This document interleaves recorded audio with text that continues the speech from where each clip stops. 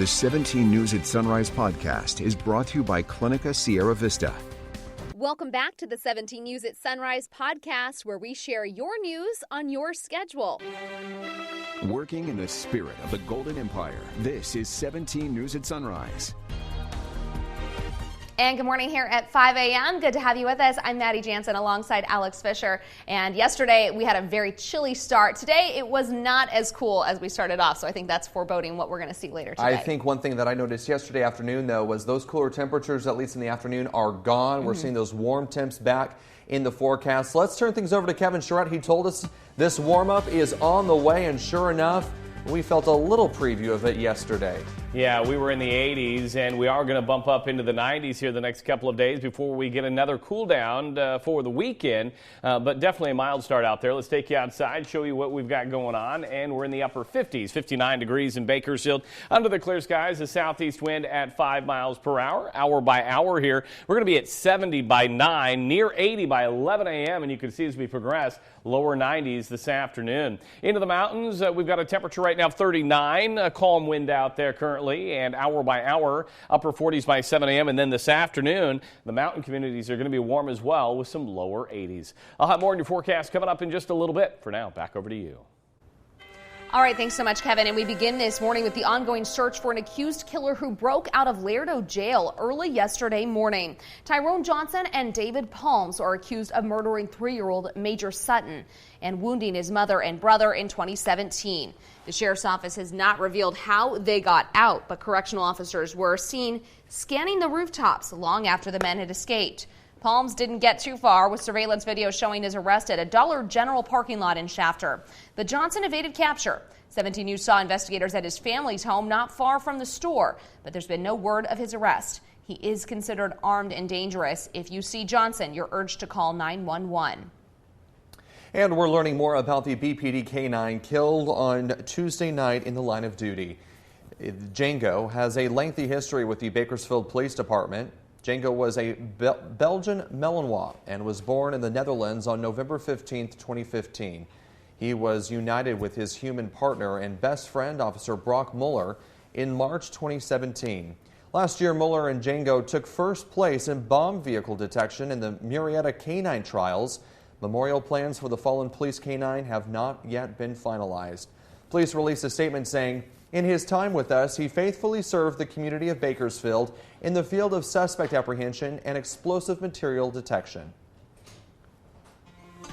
President Biden is hitting the road today to sell the public on the American Families Plan. He introduced in his joint address to Congress last night. Tracy Potts has a recap of the president's speech, the Republican response, and the realities of trying to get new legislation through a divided Congress. Maddie and Alex, good morning. Good morning, everyone. The president spoke for just over an hour last night. He mentioned jobs 43 times and rolled out a new initiative focused on families. After just 100 days, I can report to the nation, America is on the move again. Touting his pandemic response and COVID relief, President Biden is pitching a complement to his jobs plan, the American Families Plan, including free preschool and community college, low cost or free child care for lower income families, extending child tax credits, paid family leave, all paid for by higher taxes on those who earn $400,000 or more. It's time for corporate America and the wealthiest 1% of Americans to just begin to pay their fair share. Just their fair share. The biggest job-killing tax hikes in a generation. In the Republican response, Senator Tim Scott called the president's plan an expensive government overreach. Washington, even more in the middle of your life, from the cradle to college.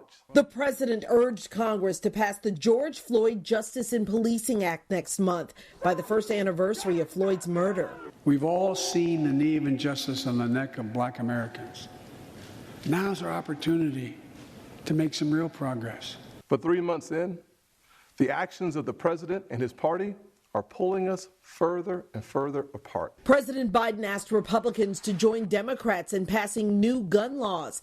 He talked about Russia, China, ending the war in Afghanistan, and climate change. But his focus in Atlanta today, the family's plan, getting it through Congress by this summer. The White House says the president realizes Congress may break up his family's plan into smaller pieces, and that if someone has a better idea to pay for it, besides taxing the wealthy, he's willing to listen. I'm Tracy Potts, 17 News. House Minority Leader Kevin McCarthy says President Biden's first 100 days in office have been a disaster for America.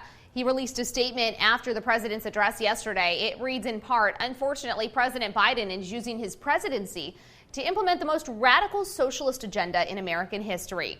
He plans to build back better by growing the government, raising taxes on American families and investments, destroying jobs and saddling future generations with a massive debt." Making headlines around the state this morning, California lawmakers expect the state's budget surplus to reach up to $20 billion. As the legislature works to finalize the state budget, lawmakers are laying out their financial priorities with more money available than initially expected. With that extra money, lawmakers are eyeing a potential expansion of the Golden State stimulus, including the possibility of making another round of direct payments to low-income Californians. They're also considering providing more help for small businesses. The proposed budget plan also includes boosts to help with a full return to in-person instruction, potentially marking the end of distance learning for California public schools. We want to make sure that schools are going to be open in the fall, and so we're going to make take every precaution to do that. But frankly, if we don't do anything in this year's budget around distance learning, it means that things will go back to normal. Assemblymember Ting says the assembly plan aligns with what state Senate Democrats called for earlier this month, including investments to tackle housing and homelessness, funds to make college more affordable, and making health care accessible to everyone, regardless of immigration status. From our 17 follow-up file, today marks 129 days since Orrin and Orson West were reported missing from their home in California City. The Bakersfield Police Department has not reported any new developments, but say they have not given up on the search. If you have any information about the missing boys, you can remain anonymous by calling the secret witness line at 322-4040. We have been following this story since the beginning, and you can find all of the latest updates on our website, kget.com. New information this morning on a crash that left one man dead and another injured. It happened just before 4 a.m. on April 20th at Olive Drive and Jewetta Avenue. Police say one of the drivers ran a red light, crashing into the other car. The county coroner said that 43-year-old Ferdinand Santiago Javier died in the crash. The other driver, a man in his 40s, suffered minor injuries. The man killed in a motorcycle crash on Highway 99 has been identified as well. The California Highway Patrol says 33-year-old Francisco Cruz made an unsafe turn and hit a big rig on southbound Highway 99 near Rosedale Highway. The impact threw him from the bike and into the road. CHP says drugs and alcohol do not appear to be factors. A report on this year's point-in-time homeless count in Kern County is out this morning, and it is a census unlike any other before it. Unlike past years when scores of volunteers fanned out for the census, the Bakersfield Kern Regional Homeless Collaborative conducted a data-driven pit count this year to determine how many people are living on the streets without shelter. And here is what they found. There were 2,150 people living without permanent housing, sheltered and unsheltered on January 27th, 2021, about 570 more than the previous year. Our unsheltered population accounted nearly all of the increase. 1,581 souls living on the streets in 2021 compared to just over 1,000 in 2020. What we saw was a very, very large increase in the fourth quarter of 2020 as a result of the impacts of COVID. That's what I was going to ask you. We know that there are major increases in unemployment that we saw last year, in some cases up to 18%. We know that rates of domestic violence are likely to have increased. And other. You can hear more about this year's point-in-time homeless count and how it was conducted this year during the pandemic on Kern County in Depth with Jim Scott, Saturday night at 6. We are just a day away from our annual Unleash Your Love event. We're teaming up with the Bakersfield SPCA for the fundraiser. We will be live at the SPCA all day long tomorrow, urging you to give the No Kill Shelter a call and donate to help them continue to save lives of homeless pets. This year's event will once again be virtual because of the pandemic. You can donate online at bakersfieldspca.org or just call 323-8353. There are a lot of cats and dogs looking for a forever home, and you'll have a chance to meet some of them tomorrow. Yeah, that little guy's trying to just chew his way out of there. He wants to go home with somebody. So cute. Clínica Sierra Vista is now offering rapid COVID-19 testing and COVID-19 vaccinations. Call 833-278-4584 to make your appointment. But don't delay. Clínica Sierra Vista, putting patients first. Welcome back. The Public Oversight Committee for the 1921 Tulsa Race Massacre graves investigation will meet tonight. Last October, at least a dozen bodies were discovered in an unmarked mass grave. The remains may belong to victims of a massacre that took place 100 years ago when a white mob in Tulsa attacked people in an area known as Black Wall Street. Some 300 people were killed and an estimated 800 more were hurt. The committee will discuss the investigation of the site excavated last year and share information about plans to excavate more later this summer. Federal officials executed a search warrant at Rudy Giuliani's Manhattan apartment and a Park Avenue office yesterday. It was unclear what was seized in the search, but in a statement released yesterday, Giuliani's attorney said electronics were taken. Federal investigators have been looking into the former New York City mayor's dealings with Ukrainian officials. Meantime, in North Carolina, judges ruled against allowing the public release of body camera video in the fatal shooting of Andrew Brown Jr. Brown was killed last week as deputies tried to serve a search warrant. Several media outlets petitioned the court for release of the videos. Superior Court Judge Jeff Foster ruled that members of the Brown family can view multiple body camera videos within 10 days, after which any identifiable information is blurred or removed. The judge said he would revisit the request for the public release of the videos in 30 to 45 days. A pair of red sneakers worn by His Airness have hit the auction block. The Air Jordan 1 sneakers worn by Michael Jordan during his 1984-1985 rookie season are expected to sell for, get this, $100,000 to $150,000 next month. An identical pair that was autographed by the basketball legend slam dunked expectations last year and sold for $560,000.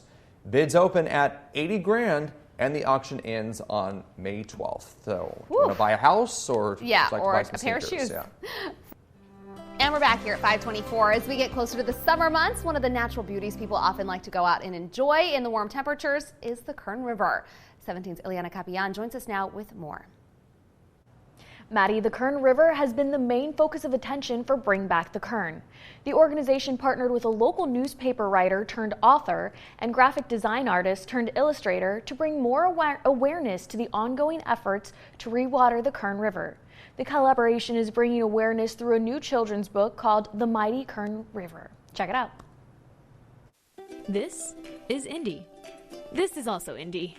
And this too is Indy. Indy was the inspiration for a children's book series called Indy Oh Indy.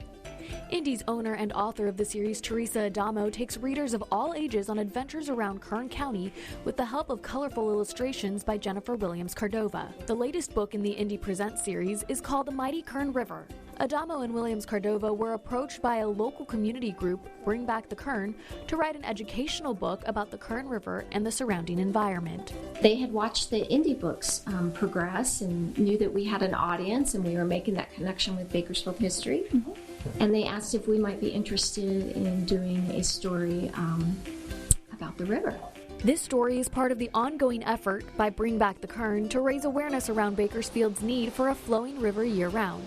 As Adamo and Williams Cardova began brainstorming, the creative juices flowed onto the paper, and before long, they felt a connection to their newest story about the river. It basically takes you on a tour through the Kern River from the top all the way down to the Buena Vista Lake, and it's educational. It talks about the different aspects of the river, but in a fun way. The book features new characters, and while Indy is not the main character in this adventure, she still makes a cameo. The story shows a utopian version of the river.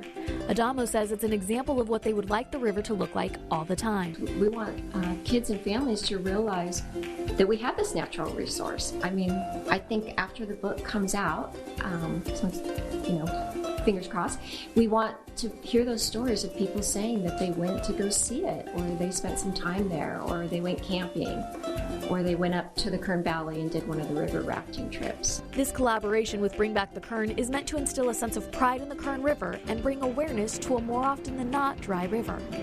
But before a single book is printed, the duo must meet a goal of $6,500 in pre-sales before May 23rd. If they don't meet this goal, their project won't be funded at all, and printing costs won't be able to be met.